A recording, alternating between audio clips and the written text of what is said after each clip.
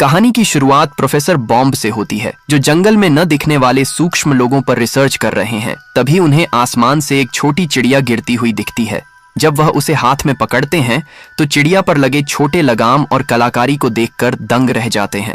वहीं दूसरी ओर एक अजीब और डरावना जीव बोगन कौवे पर सवार होकर नोड नाम के एक छोटे इंसान को मारने की कोशिश कर रहा होता है। नोड उससे बचने का पूरा प्रयास करता है। तभी वहां उनका लीडर रोनिन आता है। वह जीव नोड को पकड़कर ले जाने की कोशिश करता है, लेकिन रोनिन ऊपर से उस पर कूदकर उसे नीचे गिरा देता है और नोड को बचाकर अपने शहर मून हेवन ले जाने की बात करता है। वह अजीब जीव अनियंत्रित होकर एक कार से टकराकर मर जाता है। उसी कार में मैरी नाम की लड़की है, जो कई वर्षों बाद अपने पिता प्रोफेसर बॉम्ब से मिलने उनके घर पहुंचती है। बाहर से आवाज लगाने पर जब कोई जवाब नहीं मिलता तो वह घर के अंदर जाती है, जहां उसे कीड़ों की हड्डियां और अजीब रिसर्च के नमूने दिखते हैं। तभी उसकी मुलाकात अपने पिता से होती है, जो अपनी खोज और काम में पूरी तरह डूबे हुए होते हैं। प्रोफेसर बॉम्ब के पास ओजी नाम का एक पालतू कुत्ता है, जिसकी एक आंख और एक पैर नहीं है। प्रोफेसर अपनी बेटी मैरी को उसका कमरा दिखाने ले जाते हैं, लेकिन तभी उनके ट्रैकर में हलचल होती है। वह उत्साह में मैरी से कहते हैं,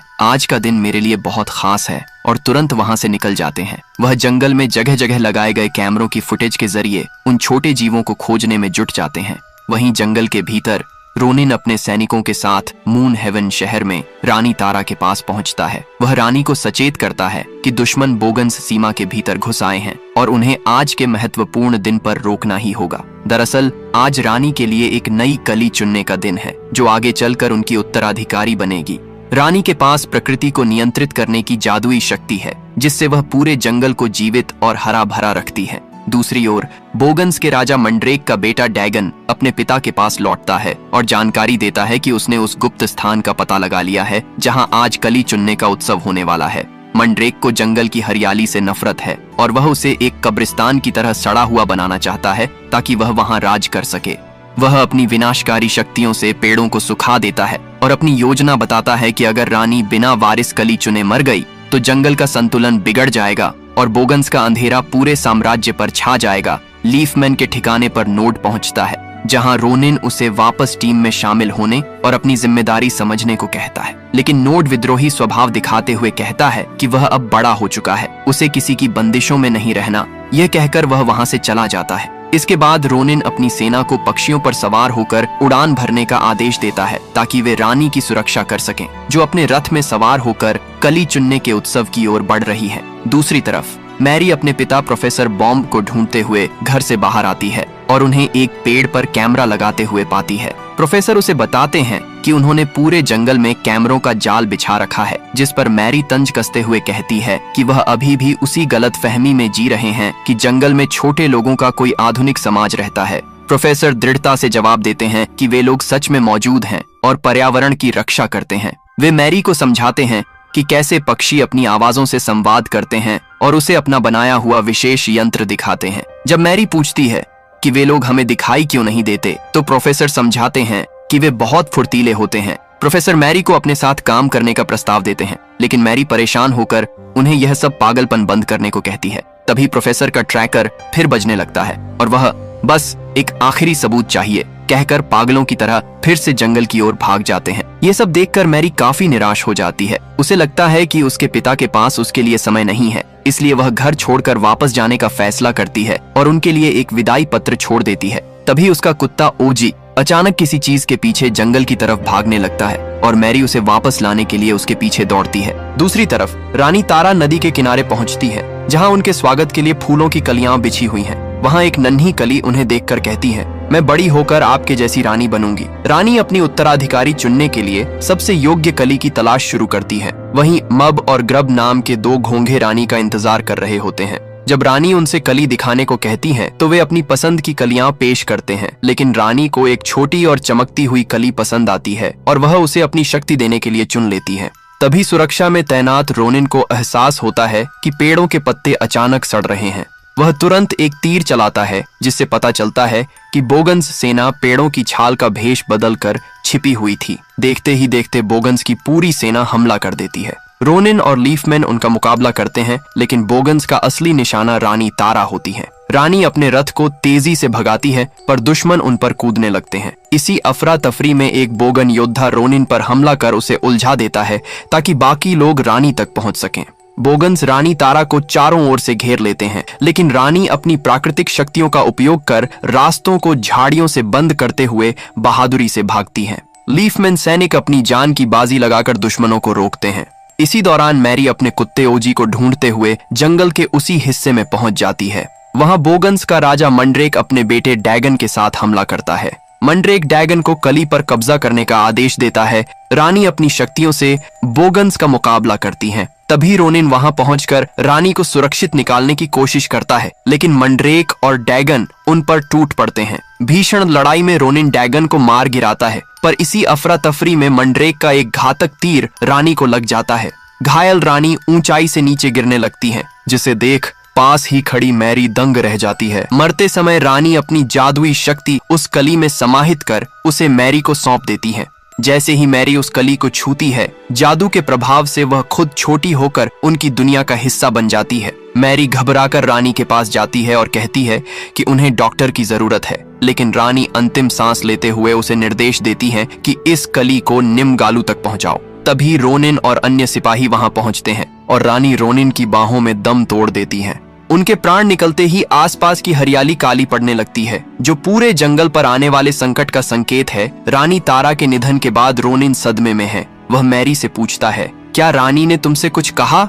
एमके बताती है कि उन्होंने निम्गालू नाम के किसी व्यक्ति के बारे में बात की थी। रोनिन अपने सैनिकों को शहर की सुरक्षा का जिम्मा सौंपता है और खुद कली को लेकर निम्गालू के पास जाने का निर्णय लेता है। इसी बीच एमके को एहसास होता है कि वह छोटी हो चुकी है और वह बुरी तरह घबरा जाती है। वह रोनिन से खुद को फिर से बड़ा करने की गुहार लगाती है। तभी वहां घोंघे मब और ग्रब पहुंचते हैं और समझाते हैं कि उनके बिना यह जादुई कली मुरझा जाएगी, क्योंकि वे इसके रक्षक हैं। रोनिन मजबूरी में उन दोनों को और अपने घर वापस जाने की उम्मीद में एमके को भी साथ ले लेता है। वे सभी पक्षियों पर सवार होकर निम्गालू की तलाश में निकलते हैं। दूसरी ओर नोड जंगल के दूसरे हिस्से में पक्षियों की रेस कर रहा होता है। एक लड़की उसे कड़ी टक्कर देती है, लेकिन नोड चालाकी से रेस जीत जाता है। हालांकि वहां का सट्टेबाज मेंढक उस पर गुस्सा होता है, क्योंकि नोड को जानबूझकर हारने के लिए कहा गया था। तभी वहां रोनिन पहुंचता है और नोड को मेंढक के चंगुल से छुड़ाता है। रोनिन भारी मन से नोड को बताता है कि हमले में रानी की मृत्यु हो गई है।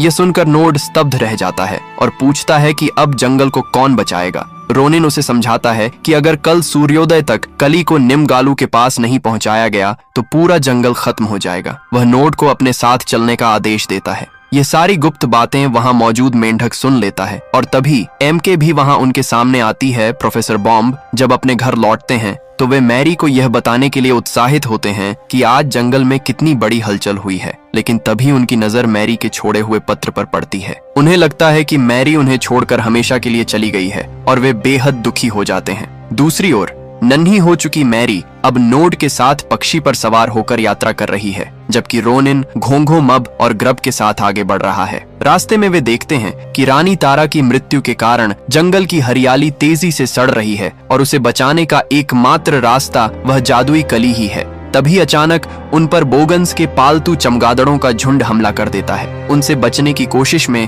नोड और मैरी एक गहरे बिल में गिर जाते हैं। नोड मैरी को चुप रहने का इशारा करता है। तभी अंधेरे से एक बड़ा चूहा बाहर निकलता है। मैरी को पहले वह मासूम लगता है, लेकिन वह अचानक हमला कर देता है। नोड फुर्ती से बिल से बाहर निकल जाता है, जबकि मैरी संघर्ष करती है। एक पल के लिए वह चूहे से खुद को बचा लेती है, लेकिन दोबारा ऊपर कूदने की कोशिश में उसका सिर एक जड़ से टकरा जाता है और वह बेहोश हो जाती है। नोड उसे बचाने के लिए वापस नीचे कूदता है और चूहे का ध्यान भटकाता है, लेकिन चूहा अपनी पूंछ से उसे जकड़ लेता है। जैसे ही चूहा हमला करने वाला होता है, रोनिन सही समय पर वहां पहुंचकर उसे भगा देता है और मैरी को होश आ जाता है। रोनिन अब सावधानी बरतते हुए मैरी को अपने साथ चलने को कहता है और नोड को घोंघो मब और ग्रब की सुरक्षा की जिम्मेदारी सौंपता है। इस पर ग्रब मजाकिया अंदाज में नोड को चेतावनी देता है कि वह लड़की मुझ पर फिदा है, इसीलिए तुम उससे दूर ही रहना। दूसरी ओर बोगन्स जंगल की हरियाली को तेजी से नष्ट कर रहे हैं। तभी वहां वही लालची मेंढक पहुंचता है, जिससे मंड्रेक जादुई कली के बारे में पूछताछ करता है। कली के सुरक्षित होने की खबर सुनकर मंड्रेक गुस्से में अपनी शक्ति से एक पेड़ को धराशायी कर देता है, जिसके बाद मेंढक गद्दारी करते हुए बता देता है कि वे लोग कली को लेकर निमगालू के पास जा रहे हैं। रोनिन, एम के, नोड और घोंघे छिपते छिपाते विशाल पेड़ की ओर बढ़ते हैं, जहां जंगल के सभी जीव सड़न की समस्या से घबराकर निमगालू की शरण में आए हुए हैं। रोनिन बताता है कि निमगालू जंगल के सबसे बुजुर्ग और ज्ञानी इतिहासकार हैं।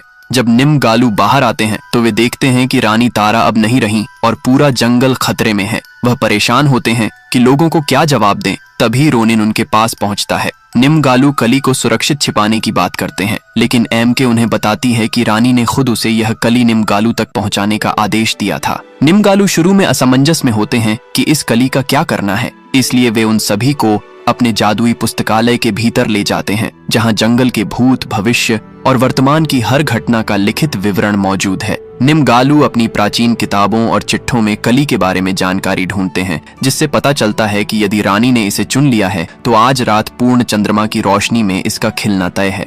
ग्रब जिज्ञासावश पूछता है, अगर यह अंधेरे में खिल जाए तो क्या होगा? लेकिन गालू बताते हैं कि उस जानकारी का आधा हिस्सा गायब है, जिससे खतरा बना रहता है।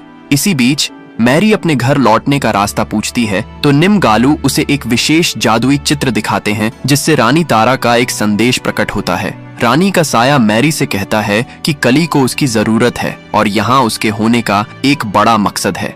वह बताती है कि जब कली चांद की रोशनी में खिलेगी तभी मैरी अपने असली रूप में वापस लौट पाएगी।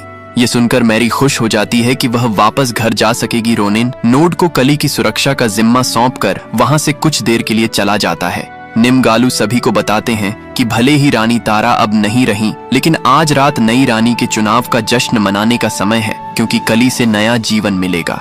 इस बीच नोड मैरी को एक शांत जगह ले जाता है और उसे एक विशाल हिरण दिखाता है, जो उनके छोटे आकार के कारण पहाड़ जैसा बड़ा लग रहा है। नोड हिरण की पीठ पर बैठ जाता है और मैरी को भी अपने साथ बिठाता है। दोनों सवारी का आनंद लेते हुए एक दूसरे से बातें करते हैं।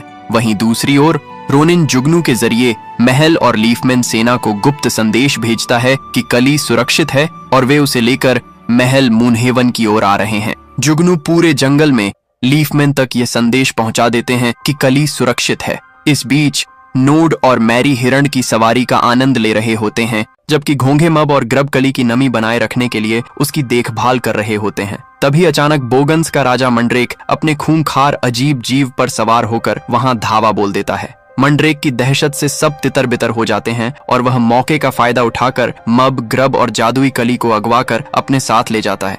रोनिन उन्हें रोकने की कोशिश करता है, लेकिन मंड्रेक का हमला इतना तेज होता है कि रास्ता मलबे से बंद हो जाता है। रोनिन नोड पर बुरी तरह गुस्सा होता है कि उसने अपनी जिम्मेदारी ठीक से नहीं निभाई।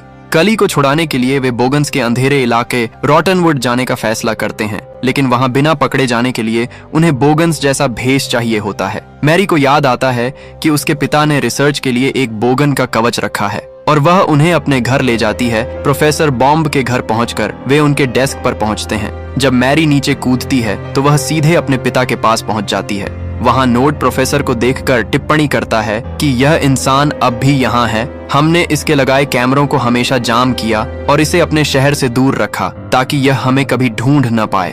अपने पिता के बारे में ये बातें सुनकर मैरी भावुक हो जाती है और गर्व से कहती है, मैं इसी इंसान की बेटी हूँ। उधर मंड्रेक अपने ठिकाने पर कली को रखते हुए मब और ग्रब को बताता है कि वह फटे हुए पन्ने का रहस्य जान चुका है। यदि यह कली अंधेरे में खिलेगी तो इससे एक ऐसा वारिस पैदा होगा जो पूरे जंगल को तबाह कर देगा। रोनिन और नोड प्रोफेसर बॉम्ब के डेस्क से बोगन्स के कवच इकट्ठा करने लगते हैं, जबकि मैरी अपने पिता के पास जाकर उन्हें आवाज देने की कोशिश करती है, लेकिन छोटा आकार होने के कारण प्रोफेसर को कुछ सुनाई नहीं देता। तभी वहां उनका कुत्ता ओजी पहुंच जाता है और मैरी को देख उसके पीछे भागने लगता है। रोनिन और नोड भी ओजी से बचने के लिए भागते हैं, जिसे देख प्रोफेसर को हलचल महसूस होती है और वे अपनी मशीन क्लीनर चालू कर देते हैं। रोनिन चतुराई से एक तीर प्रोफेसर के पास चलाता है, जिससे उनकी चाय का कप ओजी पर गिर जाता है और उन्हें भागने का मौका मिलता है। हालांकि प्रोफेसर अपनी मशीन से मैरी को पकड़ लेते हैं। जब प्रोफेसर अपनी खास दूरबीन से मैरी को करीब से देखते हैं तो अपनी बेटी को इतना छोटा देख सदमे में आकर बेहोश हो जाते हैं। मैरी आजाद हो जाती है और अपने पिता को आई एम सॉरी कहते हुए उनके मैप पर अपनी लोकेशन का निशान छोड़कर वहां से निकल जाती है। इसके बाद रोनिन, नोड और मैरी बोगन्स का भेष धारण कर उनके अंधेरे इलाके रॉटनवुड में घुस जाते हैं। वहां मंड्रेक ने मब और ग्रब को एक पिंजरे नुमा बिल में कैद कर रखा होता है। चारों तरफ चमगादड़ों को देख मैरी घबरा जाती है। रोनिन योजना बनाता है कि वह बोगन्स का ध्यान भटकाएगा, जबकि नोड और मैरी चुपके से कली को छुड़ाएंगे। नोड और मैरी घोंघों के छोड़े हुए चिपचिपे निशान का पीछा करते हुए मब और ग्रब के पास पहुंचते हैं और उन्हें आजाद कराते हैं। लेकिन तभी एक बोगन सैनिक और उसके साथी उन्हें कली ले जाते हुए देख लेते हैं और उनका पीछा करना शुरू कर देते हैं। बोगन्स के इलाके में रोनिन का सामना सीधे मंड्रेक से होता है, जहां मंड्रेक गर्व से कहता है कि इनसे मैं अकेला निपटूंगा, और दोनों के बीच भीषण युद्ध छिड़ जाता है।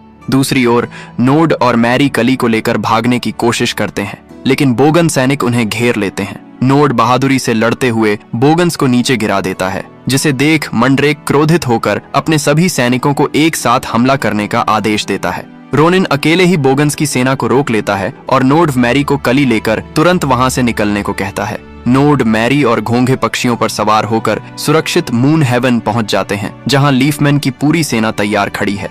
नोड उन्हें चेतावनी देता है कि बोगन्स किसी भी पल यहाँ पहुंचने वाले हैं। निमगालू कली को महल के शिखर पर रखते हैं और चांद की रोशनी के आने का इंतजार करते हैं। कली के खिलने का समय करीब देख नोड भावुक होकर मैरी को अलविदा कहता है, क्योंकि उसे पता है कि कली के खिलते ही मैरी वापस अपने असली रूप में लौट जाएगी। तभी अचानक हजारों चमगादड़ों का झुंड आसमान में छा जाता है और चांद की रोशनी को पूरी तरह ढक लेता है, जिससे रोशनी के अभाव में कली मुरझाने लगती है।